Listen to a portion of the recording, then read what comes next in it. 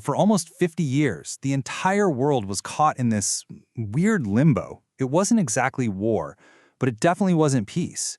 It was a conflict that drew lines on maps, rewrote the rules of politics, and affected, well, basically everyone. So today, we're going to dive into this incredibly fascinating and complicated time, the Cold War. All right, so here's our game plan. We'll start with the two main players, the superpowers at the center of it all. Then, we'll look at how the rest of the world was forced to pick a side. After that, we'll zoom in on what daily life was like on this divided planet, and we'll even hear from some of the people who dared to speak out. And finally, we'll talk about why all of this still matters and how the echoes of the Cold War are still around today. So, to really get this, we have to go back to the end of World War II. The world was just shattered. The old powers were broken, and out of all that chaos, two new giants rose to the top. And the thing is, they had completely opposite ideas about how the world should work. And right here, this is the heart of the whole thing. You've got the United States pushing capitalism and individual freedom, and on the other side, you've got the Soviet Union, built on communism and the power of the collective. I mean, we're not just talking about two different economic plans here. This was a clash of fundamental beliefs about how to live, and honestly, they just could not coexist peacefully. That's exactly why we call it the Cold War. The US and the Soviet Union never actually declared war on each other and sent troops into a massive direct battle. Instead, it was this constant, simmering conflict. They fought with propaganda, they fought with economic power, and they fought through what are called proxy wars, basically getting other, smaller countries to fight their battles for them. It was this intense, global chess match played in the shadows. And I want you to really let the timeline sink in. We're talking from the late 1940s all the way to the early 1990s. That is a long time. We're talking about multiple generations living under this constant tension. It literally shaped the world we're all living in right now. Okay, so this rivalry between just two countries, it didn't stay between them for long. It spread fast. It became this global tug of war where you couldn't just be a superpower on your own. You had to have a team, you had to have allies, you had to pull as many other countries as you could over to your side of the line. Suddenly, trying to stay out of it, well, that wasn't really an option. All around the world, countries were being squeezed, pressured to pick a side, Team USA or Team USSR. And let's be real, for a lot of these nations, this wasn't some deep philosophical choice. It was about survival, getting the money, the military support, and the political backing they needed to stay afloat. And pretty soon, these informal teams got, well, official. You had the Western Bloc, led by the US, which formed the NATO military alliance and pumped money into Europe with the Marshall Plan. And then, as a direct response, you had the Eastern Bloc, led by the Soviet Union, which created its own military alliance, the Warsaw Pact. That's it. The lines were drawn in the sand, clear as day. And this wasn't just an idea or a line on a map.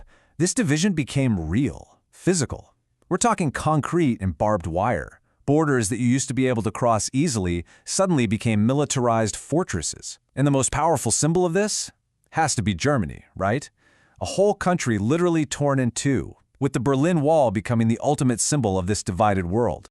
But, all this talk about blocs and alliances and superpowers, what did it actually feel like for regular people just trying to live their lives? Because this wasn't some distant political game. It affected everything, right down to your own neighborhood, your school, your family. Yeah, this global struggle had real personal consequences. It didn't matter if you were in the East or the West. The Cold War was like the air you breathed. It shaped your world, sometimes in really obvious ways, sometimes in ways you might not even have noticed. It influenced what you were taught in school, the news you saw on TV, and even what you could and couldn't say out loud. I mean, just think about it for a second. The books you read in school, they were probably picked to make you loyal to one system over the other. The news you heard, a lot of the time, it was straight-up propaganda designed to make the other side look like the ultimate evil. And your personal freedoms? Well, those could often take a back seat to what the government called national security. Now, it's really easy to picture these two blocks as these giant, solid things where everybody thought and acted the same. But that's just not how it was, not even close. On both sides of that divide, there were incredibly brave people who stood up and challenged the whole system.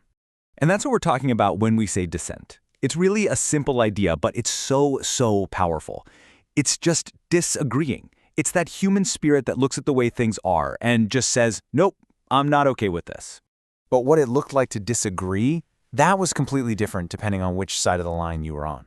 In the East, if you spoke out against the government, you were taking a huge risk. We're talking censorship, surveillance, even prison. So a lot of that dissent had to happen in secret, in underground movements. Over in the West, While there were still risks for sure, dissent was often much more public. Think about the massive protests against nuclear weapons, or how it all got tied up in the huge movements for civil rights. So eventually, the Berlin Wall comes down, the Soviet Union falls apart, and the Cold War is officially over. But here's the thing. A conflict that shapes the entire planet for 50 years doesn't just vanish into thin air.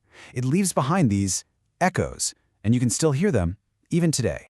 You know, when you think about all the tension, all the little wars fought on the sidelines, all the times we came this close to disaster, it's kind of amazing.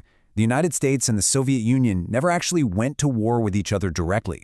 The Cold War never turned hot between the big two, and honestly, that fact probably saved the world from a level of destruction we can't even really imagine. And you really can see its legacy all over the place. A lot of the international alliances we have today, the lingering rivalries between certain countries, the whole idea of spheres of influence, a lot of that architecture was built during the Cold War. In fact, if you look at a lot of the global hotspots and conflicts happening right now, you can trace their roots right back to this period. And that kind of leaves us with a big question to chew on, doesn't it? We always talk about the Cold War like it's this finished chapter in a history book. It's over. But when you really look around at the world today, you have to ask yourself, did that fundamental struggle for influence, that competition between big ideas and big powers, did it ever really stop?